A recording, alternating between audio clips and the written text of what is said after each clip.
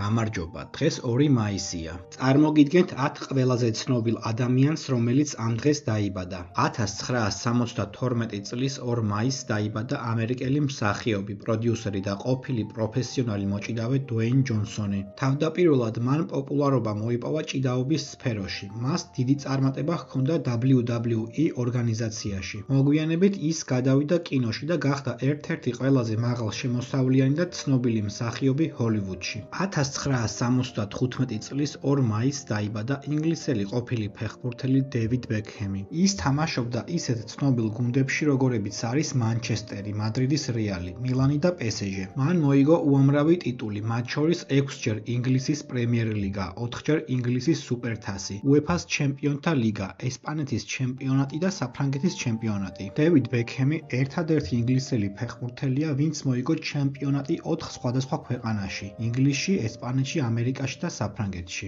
მას ასევე აქვს საკუთარი საფეხბურთო კლუბი ამერიკაში, ინტერ მაიამი, სადაც ამჟამად ლიონელ მესი თამაშობს. 1990 წლის 2 მაისს დაიბადა ამერიკელი კალათბურთელი პოლ ჯორჯი. 2016 წელს ის გახდა ოლიმპიური ჩემპიონი ამერიკის ნაკრებთან ერთად.